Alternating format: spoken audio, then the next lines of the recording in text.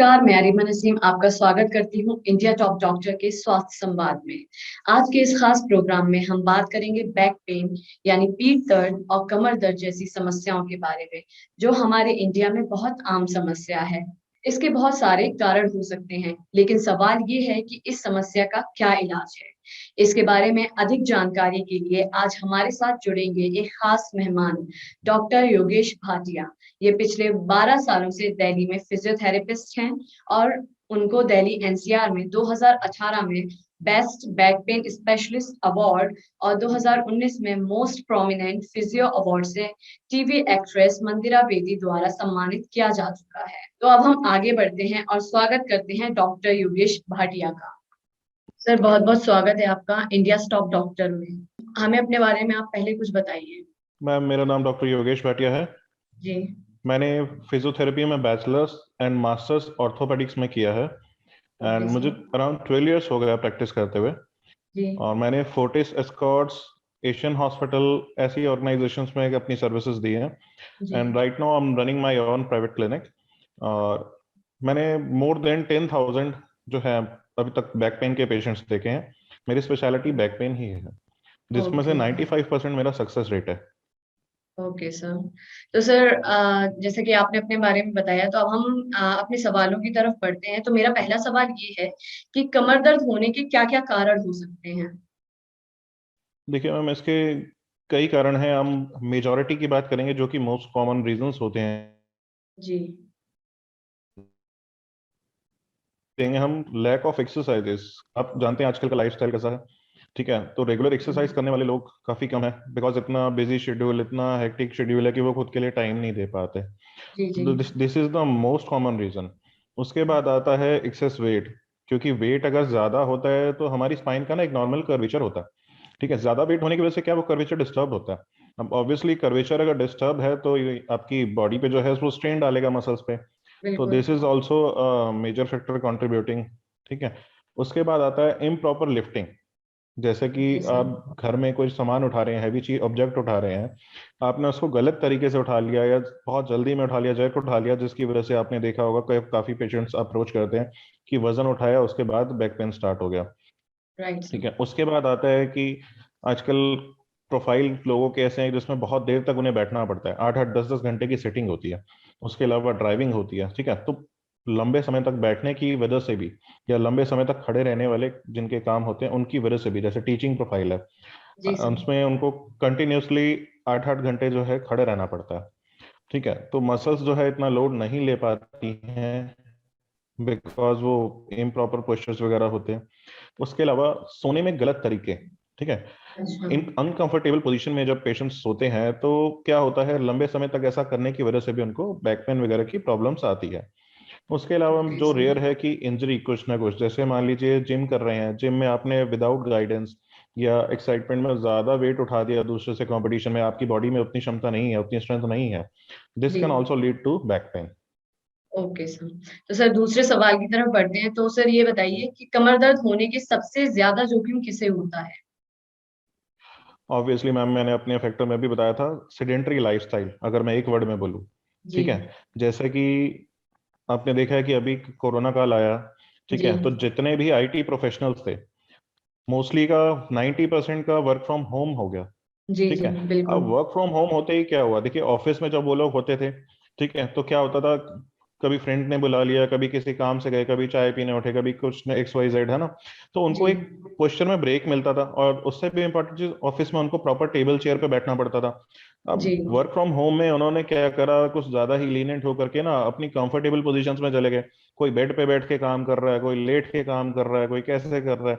तो आप मानेंगे, हमारे पास वैसे भी आईटी के पेशेंट्स आते थे, बट इस कोरोना टाइम में मैक्सिमम हमने जो पेशेंट देखे हैं वो वही लोग देखे हैं, बिकॉज सबका। और जब हम बात करते थे, हम उनसे पूछते थे आपने ये किया, तो उसमें वो खुद एक्सेप्ट करते थे कि आराम से बेड पे बैठ के काम कर रहे हैं, सोफा पे बैठ के काम कर रहे हैं, ठीक है? तो उसकी वजह से क्या है, आपका पोस्चर जो खराब हो रहा है, जी। पोस्चर खराब होगा, मसल्स पे स्ट्रेन डालेगा, मसल्स स्पास्टिक होंगी, ठीक है? तो डेफिनेटली आपको पेन वगैरह करेंगी। तो मैक्सिमम यही लोग होते हैं जिनका बैठने का प्रोफाइल होता है, और ठीक है, वो अपना गलत पोस्चर्स में रहते हैं एंड एक्सरसाइज नहीं करते हैं, तो उन लोगों को ये प्रॉब्लम बहुत कॉमन होती है। अच्छा सर, एक आंकड़े से पता चलता है कि जो महिलाएं बच्चों को ऑपरेशन के माध्यम से जन्म देती हैं, उन्हें कमर दर्द जी की समस्या का सामना ज्यादा करना पड़ता है, और खास तौर पर जी बिल्कुल। सर्दियों के दौरान उनका यह दर्द और बढ़ जाता है। तो सर, इससे जी किस जी तरीके से बचा बिल्कुल। जा सकता है? हाँ जी मैम, पहले तो मैं उसकी वजह बता देता हूँ क्या होता जी है कि जैसे मैंने ओवरवेट में बताया था ना, ऐसे ही क्या जी होता है जब प्रेगनेंसी होती है, ठीक है, तो जो टमी रेज करता है, ठीक है ना, उसकी वजह से क्या होता है, फीमेल्स के ना स्पाइन में लोड पड़ता है। ऑब्वियसली स्पाइन जो है ना वेट कैरी कर रही है बॉडी का भी और बेबी का भी, ठीक है।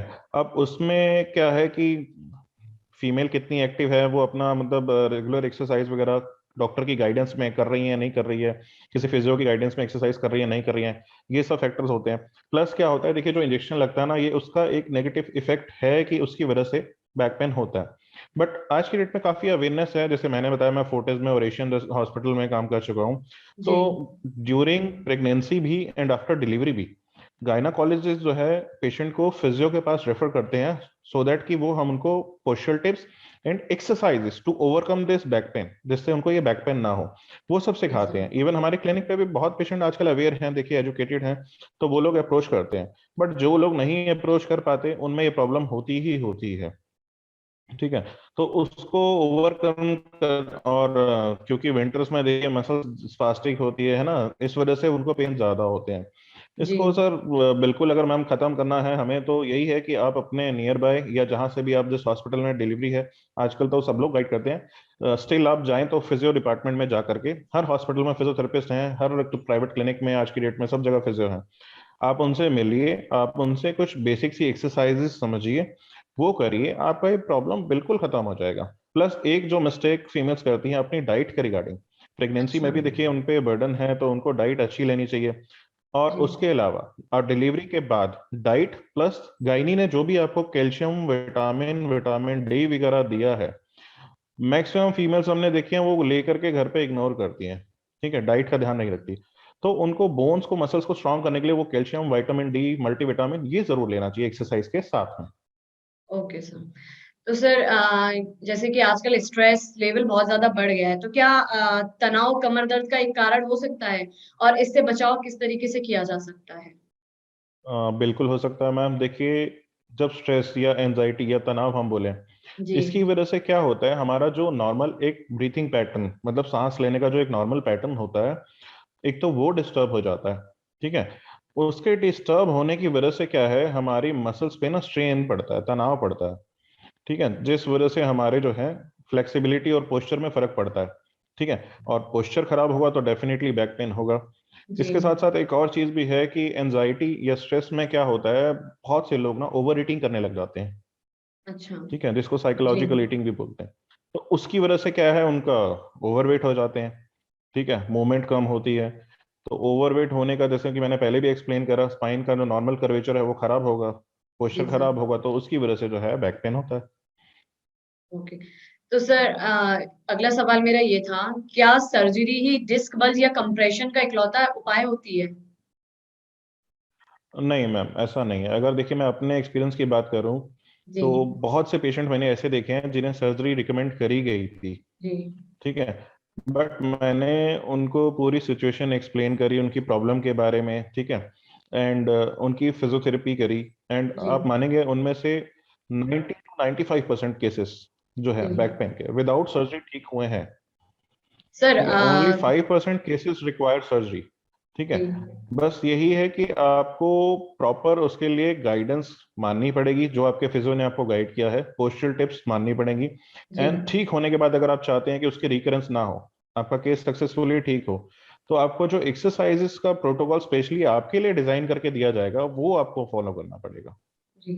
सर, आपने जैसे कि अभी बताया डिस्क बल्ज और कंप्रेशन के लिए सर्जरी सिर्फ उपाय नहीं है, तो अब आप हमारी ऑडियंस को ये भी बताएं कि डिस्क बल्ज और कंप्रेशन होता क्या है?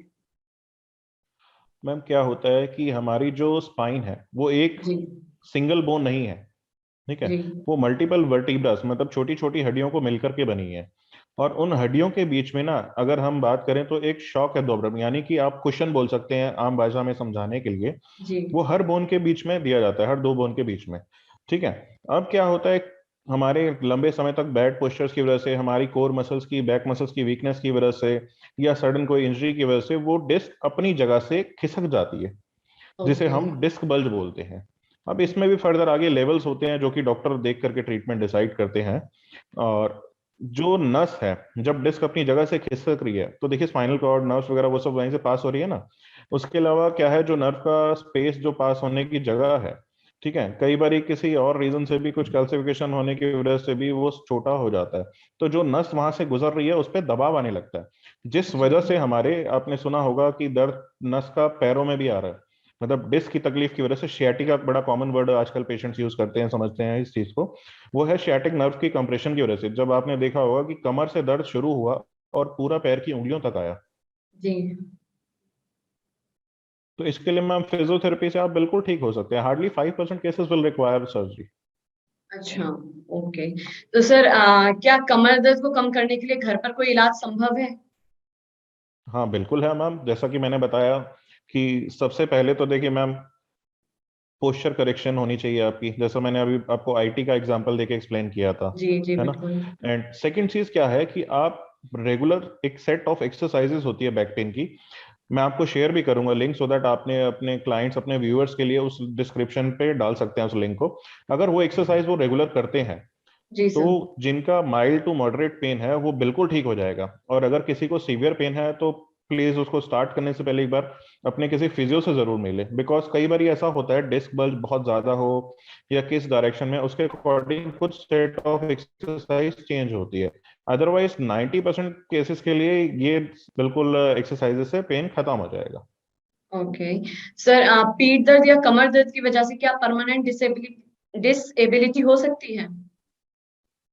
मैम देखिए, वैसे तो इसके चांसेस बहुत कम है, बट क्या होता है कि जैसे हमारे पास बहुत से केसेस ऐसे आते हैं जो कि सेल्फ मेडिकेशन या विदाउट एनी गाइडेंस, कुछ भी दवाई या कुछ भी इलाज के चक्कर में पड़ करके अपना केस खराब करते हैं, ठीक है ना। जैसे जी। डिस्क बल्ज था, उन्होंने ट्रीट नहीं कराया, वो सेल्फ मेडिकेट या कुछ ना कुछ अपना देसी या घरेलू नुस्खा करते रहे, वो बढ़ता गया। उस बढ़ने की वजह से देखिए ऑब्वियसली जब दर्द ज्यादा हुआ तो पेशेंट अपनी रेगुलर जो डेली लिविंग एक्टिविटीज है वो नहीं कर पाएगा। और अगर ये लंबे समय तक रहा तो आप लॉन्ग टर्म डिसेबिलिटी के लिए क्वालिफाई होते हैं। बट अगर हम बात करें परमानेंट डिसेबिलिटी, तो ऐसे चांसेस बहुत कम होते हैं। अच्छा। तो सर मेरा आखिरी सवाल आपसे मतलब ये है, सवाल भी कह सकते हैं आप, और आपकी तरफ से एक मैसेज भी हो सकता है हमारी ऑडियंस के लिए, कि कमर दर्द से के बारे में आप हमारे दर्शकों को कोई संदेश देना चाहेंगे? मैम देखिए, अगर मैं बहुत शॉर्ट में एक्सप्लेन करूं आज के जी। टॉपिक को, तो हमारा जो बैक पेन का रीजन है, 80% back pain is because of bad posture, ठीक है। तो उसके लिए आप अपने जो है करेक्ट पोस्चर को मेंटेन करिए, ठीक है। ओके। और उसके बाद जो मैंने आपको सेट ऑफ एक्सरसाइजेस का लिंक दिया, अगर उसको हम रेगुलर करते हैं तो हमारे को बैक पेन नहीं होगा। इनफैक्ट इसको एज अ प्रिकॉशन भी कर सकते हैं आप। जिनको बैक पेन नहीं है और वो चाहते हैं कि आगे आकर उनको बैक के इश्यूज ना हो या बहुत मिनिमम हो, तो वो ये set of exercises and correct posture maintain कर सकते हैं। प्लस कुछ बेसिक बेसिक चीजें हैं जो अपने रोजाना के कामों में डाल सकते हैं, जैसे कि जब भी आप कुछ वजन उठा रहे हैं तो डायरेक्ट कमर बेंड ना करें, घुटने मोड़ करके नीचे झुकें, आराम से उठाएं, जल्दबाजी में ना उठाएं। जैसे कि आपका हम्म। बैठने का काम है, तो आपने क्या करना है, प्रॉपर टेबल चेयर पे बैठ के काम करिए, जिससे आपकी बैक पे, नेक पे ज्यादा बेंडिंग, ज्यादा झुकाव ना आए। प्लस हर थोड़ी देर में, फॉर एग्जाम्पल 45 मिनट्स, 50 मिनट्स में उठ करके एक छोटा सा राउंड, मीन्स अगर मान लिया आप कैबिन में है तो अपने कैबिन में ही चल के बैठ जाइए, इसमें भी स्ट्रेस ब्रेक हो जाता है, ठीक है। और अगर खड़े रहने का काम है तो आप बीच बीच में एक शॉर्ट ब्रेक्स लीजिए, जैसे आधा घंटा खड़े हैं फिर 5 मिनट बैठ के दूसरे पैर पे वेट शिफ्ट करके, ठीक है। तो इस तरीके से भी जो है आप अपने आने वाली समस्या से भी बच सकते हैं। ओके। सर हमसे जुड़ने के लिए आपका बहुत बहुत शुक्रिया, और आपकी जानकारी थैंक यू सो जो मच। आपने हमारी ऑडियंस को जानकारी दी है, हमें उम्मीद है कि वो उनके बहुत काम आएगी। Thank you so much sir. आज के स्वास्थ्य संवाद में बस इतना ही। अगर आपने हमारा फेसबुक पेज लाइक नहीं किया है तो प्लीज उसे लाइक करें और हमारी वीडियो को शेयर करें, और हमसे जुड़े रहने के लिए देखते रहिए इंडिया टॉप डॉक्टर। धन्यवाद।